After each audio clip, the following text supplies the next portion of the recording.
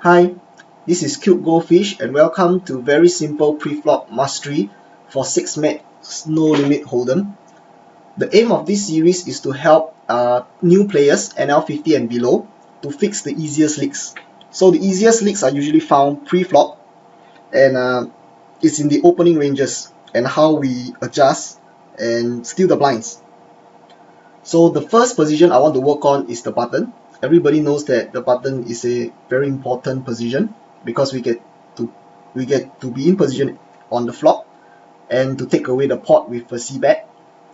The next one that we should be working on is the cut off because we are also in position, especially if the button is very tight. And very interestingly, the third one I want to work on is the small blind, because the small blind is also very easy to work on because there's just only one opponent and most of the time he's going to fold. So I'm showing you this. This is my win rate over a few 100,000 hands. You can see that there is actually the most important position is actually the big blind, but the big blind is harder to work on, so I will work on the small blind. And it's actually pretty you will notice that it's easier to work on than you think it is because we are just talking about pre-flop opening ranges. Yep. So I'm going to go and explain the button. How do we make money on the button? The answer is by stealing the blinds. So our aim when we raise is we hope that everybody keeps folding. So, but we know that that's not the case. So if they fold very often, then we want to keep raising. Let's take a look at the relevant statistics to explain why what stats we will consider when we consider a raise. The two statistics are the SB fold to steal, how often they fold to a steal on the button, and how often does the big blind fold to steal.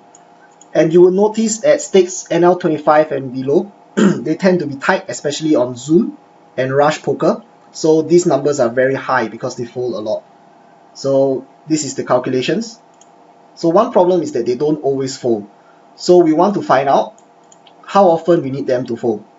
So let's take a look at the mean raise situation. We are risking 2 big blinds to win 1.5 big blinds on the button. So here's the calculation. It's alright if you don't understand this because I will simplify it to a number on the next page for you. Your expected value, which is going to be 0, to calculate the break-even chance, is the two stats that we have, the chance that SB folds and the chance that the big blind folds, and the amount to win, which is 1.5 big blinds, and the chance that SB and big blind does not fold, which is actually 1 minus the chance that the SB and the BB folds. So take a look at the calculations. It's alright if you don't understand them. The secret number is 57%. So you need the small blind and the big blind to fold 57% for a break-even raise. So if they fold more than 57%, you can open any hand because it is automatically profitable. The assumption that we made on the calculations is that the moment we get called, we lose the hand. But that is not the case because when we get called, there's still a chance that we can hit a strong hand. Even with the worst hand, use 3 offsuit, we still can hit something and we can win. So even if they fold slightly less, maybe 56, 55%, you still can open any 2 cards. So I'm going to go through some examples now. For the purposes of this example, I will be picking hands that you usually don't raise. So they will be really bad hands. I will not pick the nutted hands. So let's take a look at this hand. 6 Jack offsuit. We would usually fold this. But this is where we would have missed out a very good opportunity. Small blind cash cap, if you take a look at his stats, he's folding to steal a lot. So the number here is 93% for his fold to steal. And over here, N-way 888, you can see that he's a need. 12-8, so he's folding on a big blind 75%. Of course, there are some sample size issues, but you get the idea. They are folding more than 60 to 70% of the time. So in this situation, I'll be opening any 2 hands. Okay, this is the second hand. You can see that the small blind is folding to steal very often 92%. And the big blind, he's folding 69%. So you can see that overall they are folding more than 60%. So this is an automatic raise with any two cards. But Queen 9 is pretty strong. So even if I don't have a 57% full equity, let's say I have 52%, I'll still raise Queen 9 offsuit. Okay, this is the third hand. In the small blind is per 8, and he's folding to the small blind quite a lot, as we can see 80% of the time. On the big blind, he's not folding so often. We can see that he's not fighting so much on the small blind. Even if you take an average, you can see that he's folding maybe around 60-70% on the small blind. But the thing is that per 8 is 3-betting quite a little bit. You can see that he has a 10% 3-bet on the small blind, 9.6%, and a 15% 3-bet on the big blind. So which means that the 3-bet is a discouragement for us, which I will explain in the adjustments later. So you will not want to be raising any 2 in this situation. You want to raise a tighter range. So Queen 9 offsuit is good enough to raise over here. Okay, the next few hands that I'll be talking about will be more marginal, which means that we do not have 57% full equity. And I'm going to discuss what kind of hands I'm going to be opening in that situation. So over here we can see that the small blind is folding a lot. That's not an issue. But the big blind is actually calling a lot when he's in the big blind. You can see he's calling pretty often, 27%.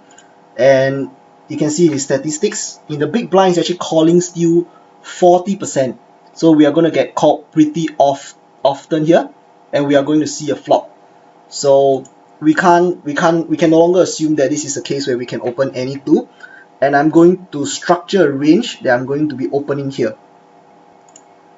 Okay, this is the range that I will be opening on the button when I have someone who's calling very wide on the big blind. So you can see that this range is ace and king heavy. I'm opening king deuce suited, king 3 suited, ace deuce offsuit, and I might even open up to king 6 offsuit, king 5 offsuit maybe. And let me explain why that is the case. We can see over here that he's not folding that much to continuation bets. You can see that, which means that we expect to see a little bit more showdowns against him compared to someone like the small blind, Natasha. You can see that he folds a lot to continuation bets. So against someone like step 09, I would want more hands that I can show down with, which will be ace highs and king highs, and of course the standard broadways and all pocket pairs. So this is what I will be raising in this particular position because I want showdown value. And against him, I'll probably be betting once or twice. Yeah, because he doesn't fold so often, and maybe even 3 times. Let's take a look at the range that we are opening again. In this case, he's calling 40%, so I'm opening about 46, close to 50% here in this spot. So I'm opening quite a number of hands. And why am I not opening wider? Because the goal of making money on the button is to steal the blinds, and in this case we cannot succeed because he's calling very often. So instead of opening any 2, I'm going to be opening very much tighter because the main goal of stealing the blinds cannot be achieved. In this next hand, we have 8-9 offsuit on the button. Small blind is pretty tight, so 83% fold on the small blind, and the big blind is 89%, so we can assume that he's going to be folding very often. But in the big blind, we can see that he's a fish. He's calling very wide. He's not folding that much to continuation bets, the statistics that we have here, which means that most of the time over here we are not going to be able to steal the blinds, which is our goal. So which means that we can't be opening any 2 cards, and we will want to open a range where it plays well post flop. So against Zelja 22, I will want to be opening about 50% of hands, and you notice that he does not go to showdown. Out of 9 hands over here, Zelja, he does not go to showdown, which means that against him I would be betting at least twice very often, because he doesn't fold. So he doesn't fold to one bet on the flop. So if I bet the flop against him, I'll bet the turn as well most of the time, to get him to fold. So let's see what kind of hands we would want to raise against him. Okay, this looks like a fairly reasonable range that I will be raising against the fish. It's about 55%. And why would I want to raise this range? This is wider than the one wider than the previous situation. The reasoning is because the previous situation, the opponent was willing to see more rivers, which means that we are going to get to showdown pretty more often than this time. You see, this Zelja, he likes to fold a lot, so which means that when we play hands against him, we are not going to see so many showdowns because we are going to bluff him and he's going to fold. So for that reason, because we are able to take the pot away more often, I will be raising a wider range. Some of you may ask me this: you think that this range is too wide? You can structure your own range. Let's say you think that this is too wide, you can take away the ones at the ends, something like that. You can take away some hands at the end, about 48%. Okay, if you want to go even tighter, it's fine. I'm showing you how the process of thinking. You can go tighter, but you should not be going too tight, not tighter than 40%. If you're going lesser than 40%, then you are too tight in this situation.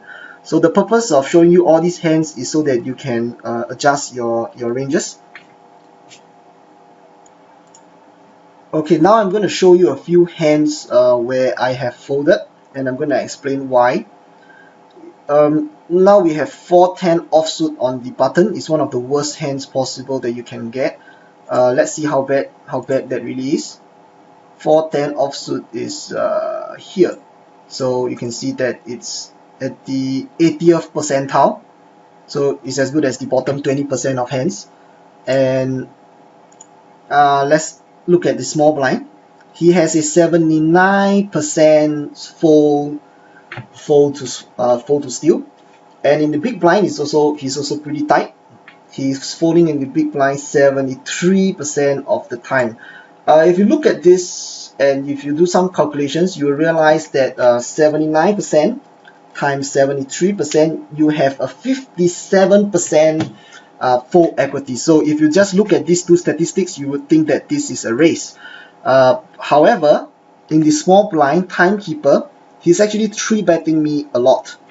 So you can see his 3-bet is very high.